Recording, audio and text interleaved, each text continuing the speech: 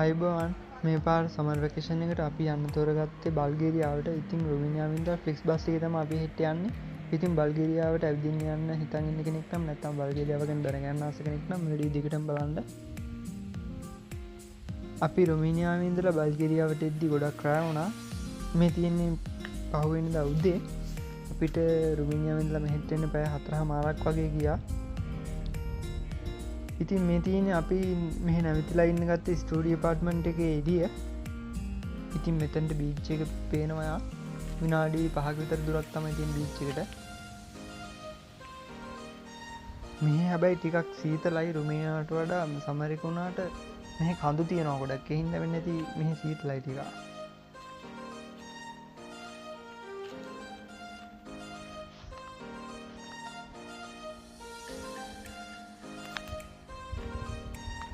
මෙහ වාර්නා කියන සිටිය එකට තමයි අපි ආවේ. ඉතින් සිටිය එකේ ඉඳලත් මෙතනට එන්න පැය භාගයක් විතර යනවා බස් එකේ.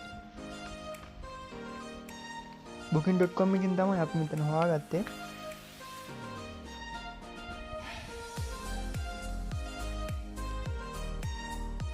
අපි ගත්තේ ස්ටුඩියෝ ඇපාර්ට්මන්ට් එකේ ඇතුළ තමයි මේ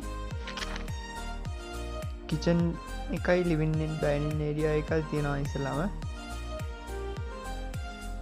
ඊට පස්සේ මෙතන බාත්රූම් එක තියෙනවා.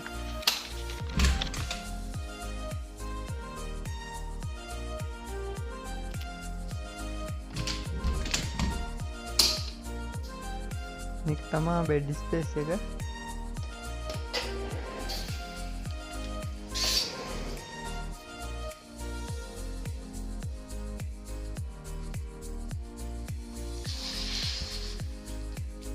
බීච් එකේ view එකේ තියෙන බල්කනියක් තමයි අපි ගත්ත ඇපාර්ට්මන්ට් එකේ තියෙන්නේ.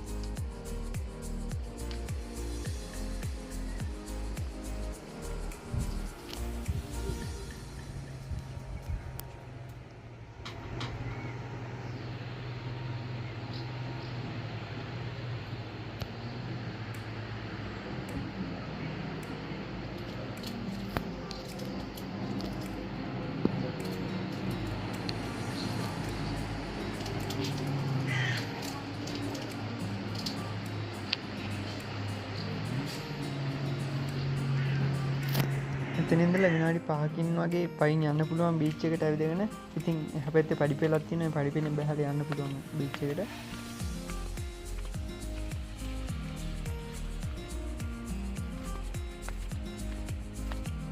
දැන් අපි බීච් එකට පොඩ්ඩක් ගිහිල්ලා බලමු.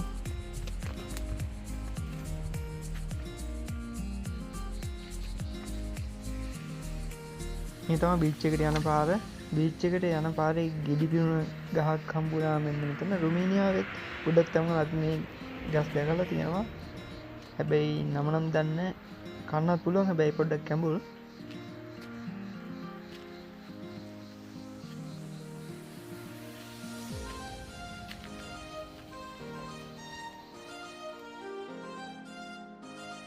ඉතින් මෙන්න දැන් අපි බීච් එකට ඇවිල්ලා ඉන්නේ. වතුර නිල්ම නිල් පාටයි.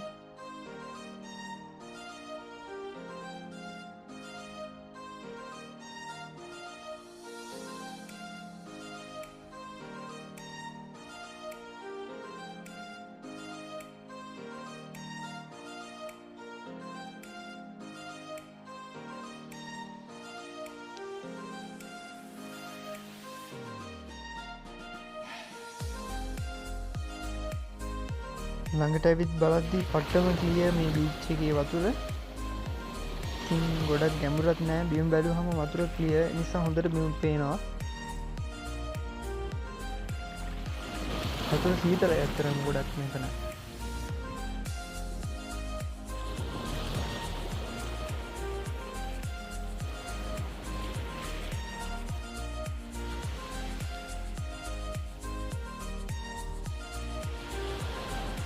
අපි රොමේනියාවේ කොන්ස්ටන්ටාවල බීච් එකේ වීඩියෝ එකකුත් කලින් දාලා තියෙනවා.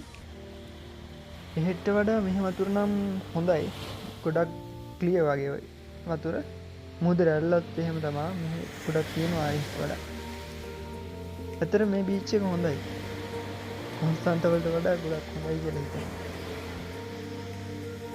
අපි මේ ඊළඟ දවසේ ආපහු සිටි එකට ආවා. ටිකක් ඇවිදින්න බීච් එකත් එක්කම වර්ණා සිටි එකේ ලොකු පාක් එකක් තියෙනවා. ඒකේ තමයි අපි මේ දැන් ඉන්නේ. බලන්න දේවල් තියෙනවා මේක ඇතුළෙම. ඒ තැන් වලට තමයි අපි දැන් යන්න හදන්නේ. මේ පාක් එකේ ලොකු කෑල්ලක් ලෑන්ඩ්ස්කේපින් කරලා තියෙනවා. පට්ටම ලස්සනයි.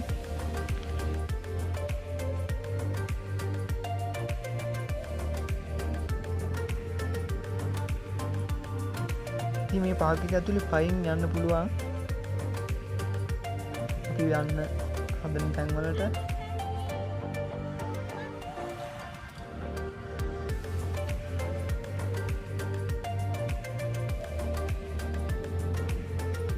සම්මර් එක වුණාට ඇත්තටම මේ ගොඩක් සීතලයි. අර ඉස්සෙල්ලා කිව්වා වගේ මේ කඳු තියෙනවා ගොඩක්. ඒ හින්දා වෙන්නේ නැති අපි හිතන්නේ.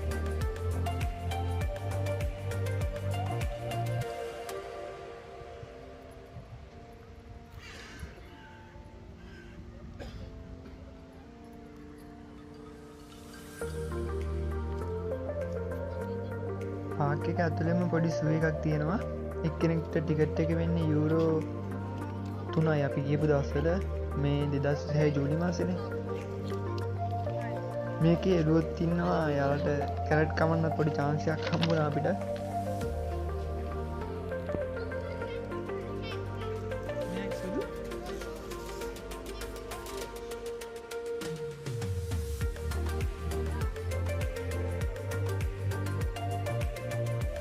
ගොඩාක් ලොකු සූ එකක් නම් නෙමෙයි මේක විනාඩි 15 මිනිස්සෙන් වගේ බලලා ඉවර කරන්න පුළුවන්.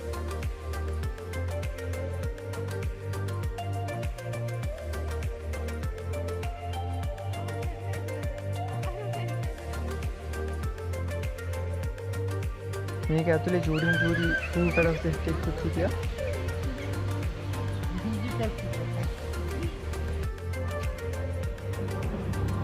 මම පාක් එක ඇතුලේම තියෙන හින්දා ලේසි හින්තෙන්ට මේ යන්න පුළුවන් පයින්.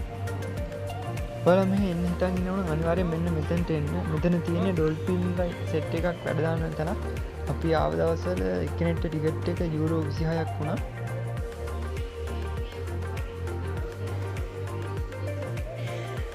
ඇත්තට මෙතන නම් බලන්න වටින තැනක්.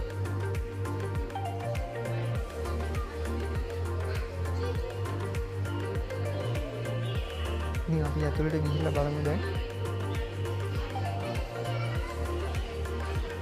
අපි දැන් ඉන්නේ මේක ඇතුලේ. එයාලා වැඩ පටන් ගන්න තියෙන්නේ. අපි ටිකක් වීඩියෝ කරලා වලටත් බලන්න කොහොමද කියලා.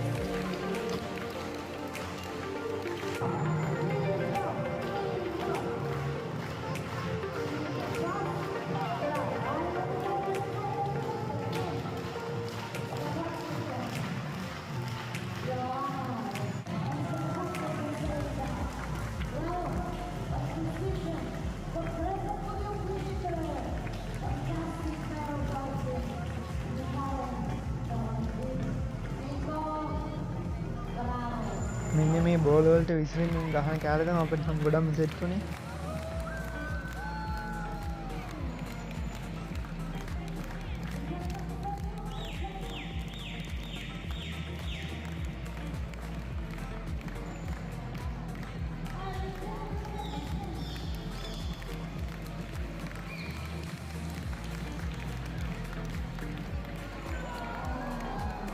ඉතින් අපි එතනින් එළියට ආවා දැන්. මේ පාක් එකේම තියෙනවා පොඩි ඇක්වේරියම් එකක්. එතන එක්කෙනෙක්ට ටිකට් එක උනේ යූරෝ 2යි. ඒකත් එච්චර ලොකු ඇක්වේරියම් එකක් නෙමෙයි විනාඩි 20න් වගේ ඔක්කොම බලන්න පුළුවන්.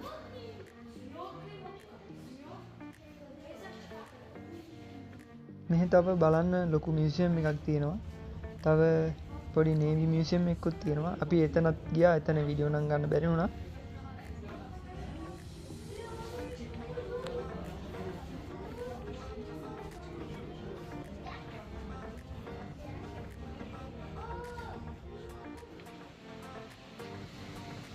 අපි බල්ගේරියාවේ වැකේෂන් එක ඉවර කරලා දැන් ආපහු රොමේනියාවට එන්න තමයි හදන්නේ.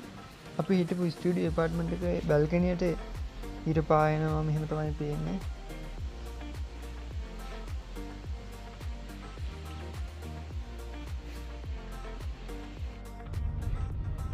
අපි ඇපාර්ට්මන්ට් එකෙන් ආපහු වාර්නා සිටි එකට ආවා බස් එකේ. ඉතින් අපි උදේ තමා බල්ගේරියාවෙන් ආපහු රොමේනියාවට එන්නේ.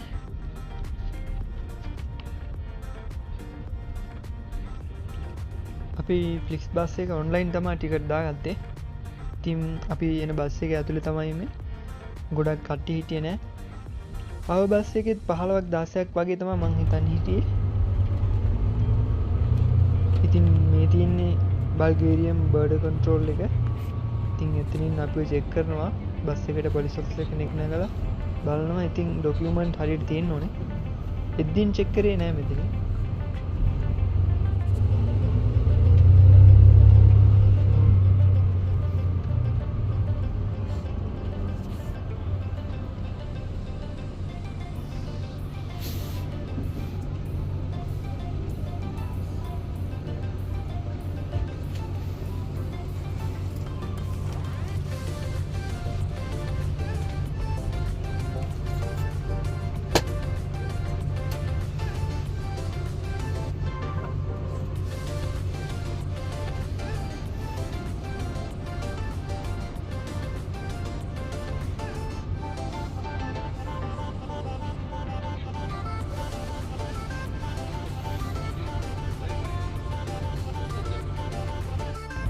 මේ පාලමෙන් තමයි බල්ගේරියාවේ රෝමේනියාවේ අතර මාරු වෙන්න පුළුවන්. ඉතින් මේකට කියන්නේ සත්‍යයේ පාලම කියලා. තව මේ විදිහේ දැන් ඇති අපි රටවල් දෙක අතර මාරු වුණේ ඉතින් මෙතන.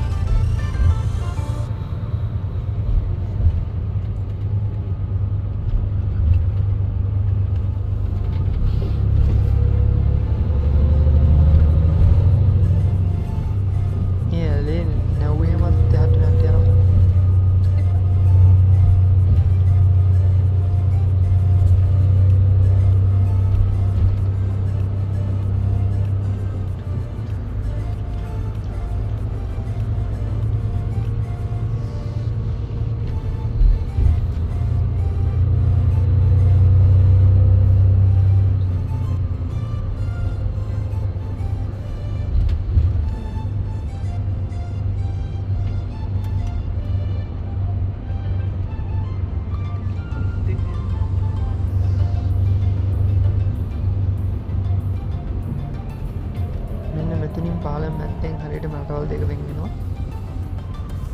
ඊට පස්සේ රොමේනියන් පොලිස් ඔෆිසර්ස්ලා ආයෙසරයක් බස් එකට නැගලා ඩොකියුමන්ට් චෙක් කරනවා. රොමේනියාවට එතුණාට පස්සේ ඉතින් රොමේනියන් බෝඩර් පොලිස් නම් ගොඩක් චෙක් කරනවා අපේ ඩොකියුමන්ට් එහෙම.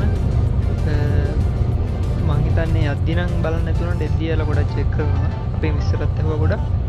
ඉතින් අපේ ඩොකියුමන්ට් තිබෙන්න ප්‍රශ්නයක් නැහැ. ඉතින් ඔයාලට කියන්න බැරි වුණ දේවල් ටිකක් තියෙනවා. දැන් කියන්නම්. අපි බල්ගේරියාවේ වර්ණගෙන සිටින්නේ. ඉතින් එහෙ බෝල්ට් උඹ එහෙම නැහැ. වෙනම ටැක්සි සර්විස් එකක් තියෙනවා. ඒකේ කන්ටැක්ට් නම්බර් එක අපි දාන්නම් ඩිස්ක්‍රිප්ෂන් එකේ. ඉතින් WhatsApp පුළුවන් ඔයාලට ඕන නම් කන්ටැක්ට් කරගන්න. ඒ බස් තියෙනවා. හැබැයි Google Map එකේ පෙන්නන වෙලාවට බස් එන්නේ නැහැ ගොඩක් ඒවා. මේ බස් හෝල්ට් වල වෙනම ඩිස්ප්ලේ එකක් තියෙනවා බස් එන ටයිම් එක. ඉතින් ඒ ටයිම් එකට නම් බස් එක එනවා ඇත්තටම. ඉතින් ටිකට් ගැන කියනවා නම් බස් හෝල්ට් වලත් තියෙනවා ටිකට් ගන්න පුළුවන්. නැත්තම් සමහර බස් වල කන්ඩක්ටර්ලා ඉන්නවා. ඉතින් එයාගෙන් ටිකට් එක ගන්න පුළුවන්.